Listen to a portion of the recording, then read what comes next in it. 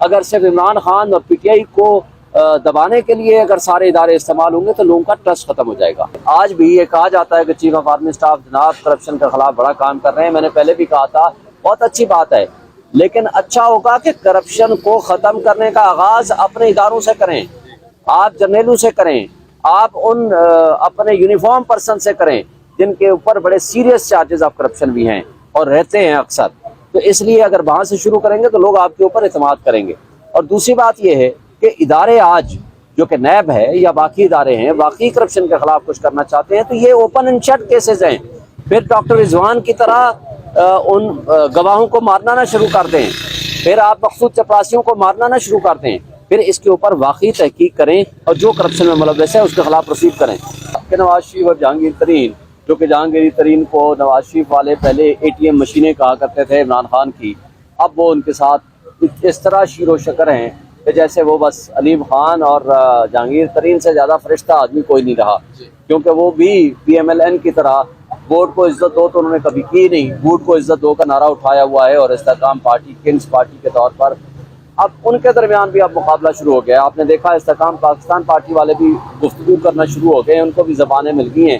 اس لیے کہ انہوں نے کنگز پارٹی بنوا تو لی استحکام پارٹی، لیکن اب ووٹر کہاں سے لائیں؟ اب مقابلہ ان کے درمیان ہے آپس میں، کیا استحکام پاکستان پارٹی کنگز پارٹی تصور ہوگی یا مسلم لیگ نون کنگز پارٹی تصور ہوگی؟ اب دونوں ایک دوسرے سے آگے بڑھنے کے لیے وہ ایک دوسرے کے ساتھ مقابلہ آرائی پہ اترے ہوئے ہیں کہ کون پہلے بوٹ پالش کرتا ہے۔ اب ہم آگے آتے ہیں دوسرے آسپیکٹ کی طرف، اس کا فائدہ کس کو ہوگا؟ دیکھیں عمران خان کو تو نہ فائدہ ہے نہ نقصان ہے۔ عمران خان نے تو دیکھیں نیب لا کے تحت مستقل کہا گیا کہ جی یہ جو امینڈمنٹس آئی ہے اس کا فائدہ عمران خان کو ہوگا۔ عمران خان نے کہا مجھے فائدے نقصان سے نہیں، میں کرپشن کے خلاف ہوں، جس نے کرپشن کی ہے اس کو سزا ملنی چاہیے، جس نے جرم کیا ہے۔ انہوں نے کیا کیا؟ آپ کو دیکھا 3 کام انہوں نے کیے، آتے ساتھ ای سی ایل سے اپنے نام نکالے جس کو سپریم کورٹ نے سو موٹو نوٹس لیا، نیب لا کو انہوں نے ترمیم کی کس کے ذریعے؟ لا منسٹر کے ذریعے، جو لا منسٹر وہ ہیں جو شریف فیملی کے وکیل تھے، اور پارلیمنٹیرینز نے اپنے کیس رکھے سامنے، ہاں جی کون سی شک ہمارے کیس کے ساتھ ہٹ کر رہی ہے وہ شک تبدیل کر لو، دوسرا کیس رکھا اس میں جو شک آ رہی ہے اس کو تبدیل کر لو، اور وہ سارے 1100 ارب روپے کے جو کرپشن چارجز تھے وہ اپنے آپ کو بری کرا لیا۔ بہرحال سپریم کورٹ نے جاتے جاتے اس میں بڑا اچھا فیصلہ کیا، اس کے اندر وہ جو بینیفٹ ان کو دے دیا ہے ایٹ لیسٹ ایک لحاظ سے کہ جی وہ نیب لا سارے کے سارے ریسٹور ہو جائیں گے۔ اب یہ پراسیکیوشن پہ ڈیپینڈ کرتا ہے کہ واقعی صحیح معنوں میں ادارے اگر سنسیئر ہیں، اگر ادارے، اب مجھے کل ایک دوست بتا رہے تھے کہ جتنی کرپشن مولانا فضل الرحمان اور اس کی پارٹی کے لوگوں نے کی ہے، ان کے منسٹرز نے کی ہے، ہر ہاؤسنگ منسٹری ہمیشہ ان کے پاس رہی ہے، جتنی کرپشن انہوں نے کی ہے بھائی اس پہ تحقیقات کریں نا، اس سے ٹی وی میں بیٹھ کے یا باہر سے باتیں آتی ہیں تو بھائی اس پہ تحقیقات کریں کہ یہ پیسے کہاں سے آتے ہیں ان کے۔ تو نیب اگر خاموش ہوگا، اگر صرف عمران خان اور پی ٹی آئی کو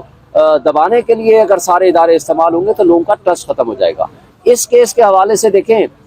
جو ایک بینیفٹ نواز شریف اور جہانگیر ترین کو مل سکتا تھا وہ تھا اونلی ٹو دی ایکسٹینٹ کہ وہ بیک ڈیٹڈ اپیلیں فائل کر سکتے تھے، لیکن وہ چیز ختم ہو گئی ہے۔ اب اگر جو 184(3) کی پروسیڈنگز ہوں گی اس کے اندر ایک اچھا لا بن گیا ہے، میں سمجھتا ہوں یہ، چونکہ ہماری رائے تو یہ تھی کہ یہ آئین میں تبدیلی کے ذریعے ہوتا، لیکن اب چونکہ سپریم کورٹ نے اس کو ریکٹیفائی کر دیا ہے، میں سمجھتا ہوں کہ اس کا فائدہ ہوگا کہ جس کے خلاف بھی کوئی آرڈر پاس ہو تو اس کو رائٹ آف اپیل ایک مل جائے گا۔ لیکن جو 50 سالہ پرانے مقدمات تھے، 10 سالہ پرانے مقدمات تھے، 20 سالہ پرانے مقدمات تھے جو آلریڈی فائنل کلمینیٹ ہو گئے تھے، ان کو رائٹ آف اپیل دینا یہ بدنیتی بھی تھی، اور سپریم کورٹ کے ایک یونیورسلی ایکسیپٹڈ ایک پرنسپل ہے کلوزڈ اینڈ پاس ٹرانزیکشن، وہ اس کے ہٹ میں آتا تھا، اس لیے وہ رائٹ واپس لے لیا گیا، اس کو الٹرا وائرس ڈکلیئر۔ سر ایک اور چیز بتائیے گا کہ اس وقت جو ہے چیف جسٹس آف پاکستان نے بڑا فیصلہ دے دیا پریکٹس اینڈ پروسیجر بل کے اوپر،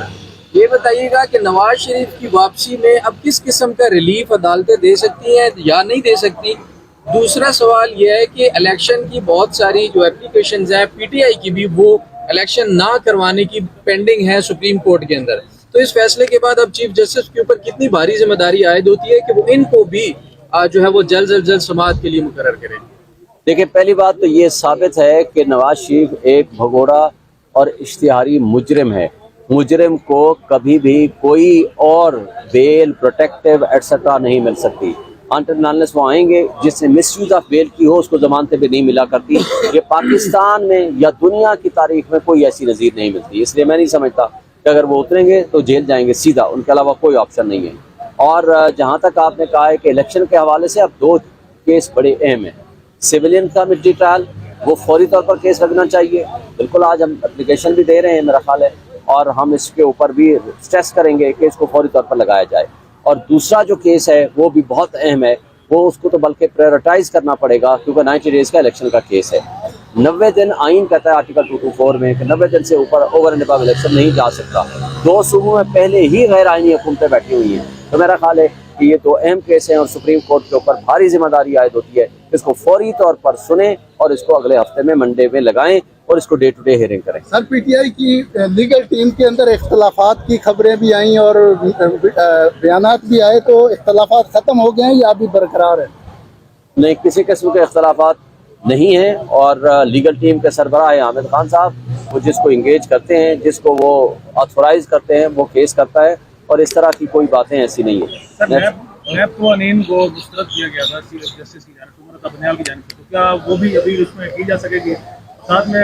ریویو آرڈر اینڈ ججمنٹ کے حوالے سے بھی ایک کالعزم قرار دیا گیا تھا, وہ بھی دوبارہ سے نہیں, review of judgment and order تو فینالٹی اختیار کر گیا ہے. اس کو خلاف کسی نے نہ ریویو کیا ہے نہ ہی کسی نے اپیل فائل کی ہے, لہٰذا وہ تو ایشو کلوز ڈاؤن ہو گیا, تو وہ لا ختم ہو گیا. اب جہاں تک اس بات کا تعلق ہے نیب لا والا, نیب لا کا بھی ختم ہو گیا, اس لیے کہ اس کے خلاف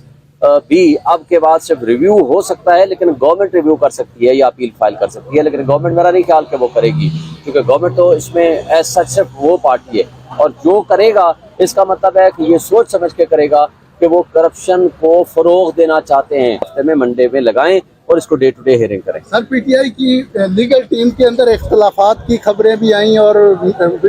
بیانات بھی آئے, تو اختلافات ختم ہو گئے ہیں یا ابھی برقرار ہیں؟ نہیں, کسی قسم کے اختلافات نہیں ہیں. اور لیگل ٹیم کے سربراہ حامد خان صاحب وہ جس کو انگیج کرتے ہیں, جس کو وہ آتھورائز کرتے ہیں, وہ کیس کرتا ہے, اور اس طرح کی کوئی باتیں ایسی نہیں ہیں. سر, نیب قوانین کو مسترد کیا گیا تھا جسٹس کی جانب سے, عمر عطا بنیال کی جانب سے, تو کیا وہ بھی ابھی اس میں کی جا سکے گی؟ ساتھ میں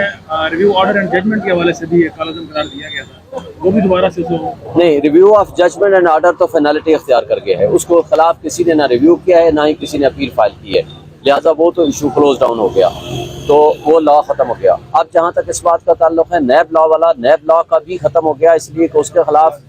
بھی اب کے بعد صرف ریویو ہو سکتا ہے, لیکن گورنمنٹ ریویو کر سکتی ہے یا اپیل فائل کر سکتی ہے. لیکن گورنمنٹ میرا نہیں خیال کہ وہ کرے گی, کیونکہ گورنمنٹ تو اس میں ایز سچ صرف وہ پارٹی ہے, اور جو کرے گا اس کا مطلب ہے کہ یہ سوچ سمجھ کے کرے گا کہ وہ کرپشن کو فروغ دینا چاہتے ہیں.